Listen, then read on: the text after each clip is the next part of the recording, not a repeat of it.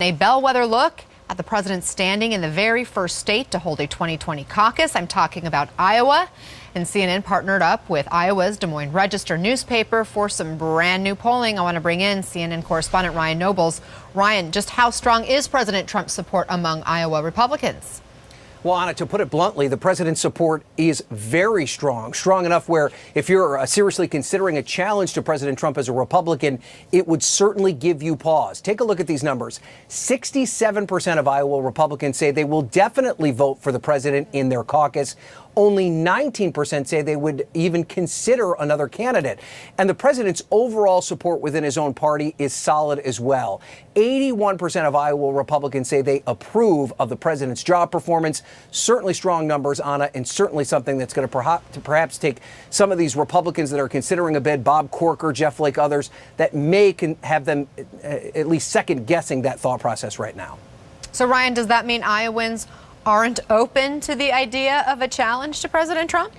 Well, that's what's pretty remarkable, Anna, is even though they strongly support President Trump, they are certainly open to the idea that a Republican challenge him, at least in some capacity. In fact, when you take a look at these numbers, 63% say they would be open to the idea of a Republican challenger jumping into the Iowa caucus, and only 26% say that they don't want someone to get in. So even though they like President Trump by and large, if it's something that we know Iowans like, it is a healthy competition. So they're not necessarily in disagreement with the idea that someone challenge President Trump in 2020.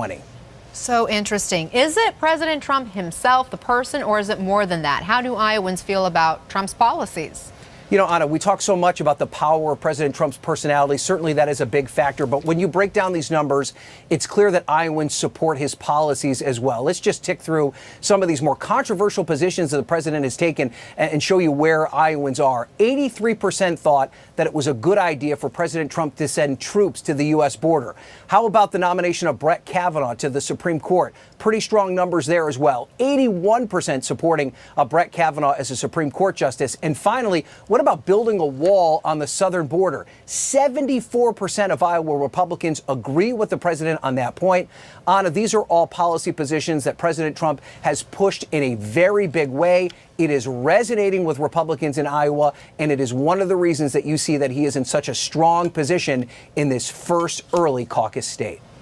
Ryan Nobles, thank you for breaking it down. To his supporters, President Trump represents the billionaire businessmen who will bring his gifts for making money to all. So far, an economy that began recovering for years under President Obama has bolstered Trump's case. Jobs are being added every month in the stock market, meaning 401ks have been soaring. But now comes some troubling signs. A number of significant drops in the market, down 1,600 points in just the last 2 weeks alone. Confidence in the economy, if not quite rattled, is certainly a little shaken. Joining us now, Stephen Moore, former Trump economic advisor, and Catherine Rampell, Washington Post opinion columnist. Stephen, you're an economist. How concerned should the president be about the economy and where it's headed as we head toward 2020? Well, of course, the economy is going to be everything in terms of his reelection. So I'm of the opinion that if the economy continues to be as strong as it's been for the last couple of years by election day, then he's going to win a big reelection. But if the economy goes south, you know, anything could happen and he could be defeated. So it really is the economy, stupid, when it comes to that 2020 election.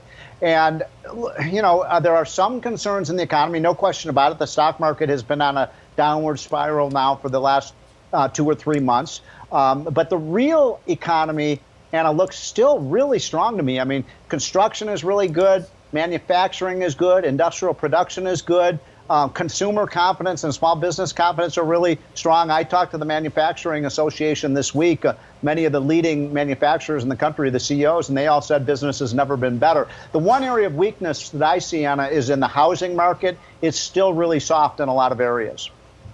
If the president loses the ability to take credit for helping voters get wealthy, Catherine, does he lose his ability to bring Republicans along behind him, especially with the mounting legal questions that he's facing? I think what's interesting is that his approval ratings are as weak as they are given how strong the economy seems at the moment. So yes, if the economy turns south, and if you look at the most recent Wall Street Journal survey of economists, about half of economists expect a recession by 2020. If it turns south, that will certainly be held against him. Whether or not that's necessarily his fault that the economy turns south is a separate issue. As I always say, presidents do not control economies. They can affect them on the margin, and certainly the trade war is not helping. If you look at that very same survey, the biggest risk to the economy that most economists see is, in fact, the U.S.-China trade war for next year. So he's doing some things that will not help his case. But either way, if the economy crashes, if, in fact, we have a downturn, and we're sort of overdue for one, statistically speaking, then, yeah, that will certainly hurt him come 2020. To Catherine's point, Stephen, given the president does like to take credit for the good economic times that we're seeing, do you think he's oversold on that his responsibility for the economic boom, which he inherited at least in part? And if so, is he in danger of being held responsible for an economy that has to slow down at some point?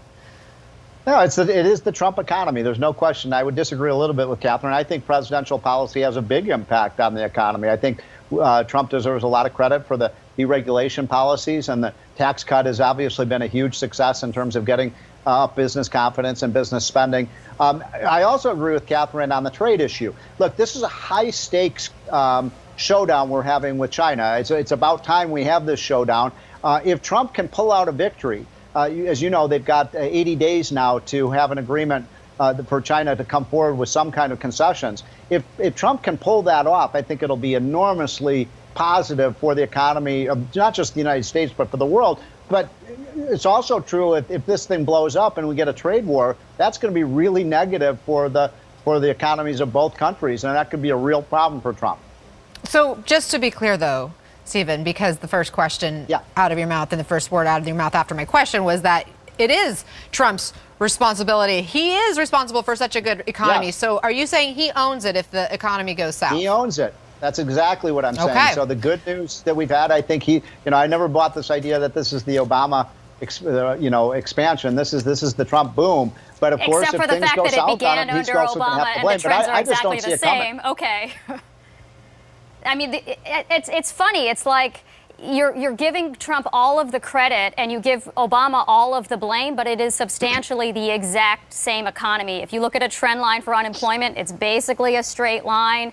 If you look at job growth, it's basically the same today as it was under Obama. If you want to talk about business investment, that has dramatically slowed down in the past quarter. So it seems like we had a temporary bump from the tax cuts, but it's not clear that will last. So, it's funny. I feel like you kind of want to have it both ways. You want to blame Obama and give Trump credit and then say, well, maybe if things go awry with trade, then that'll be a problem. But, whatever long-term structural problems the U.S. economy has, those predate Trump, and the policies that he has embraced under his tenure so far do not substantially change the fact that we have serious demographic challenges, for example. Got to leave it there, guys. Catherine, Stephen, good to have you both. We'll have you back. Thank you for the discussion. Thank you.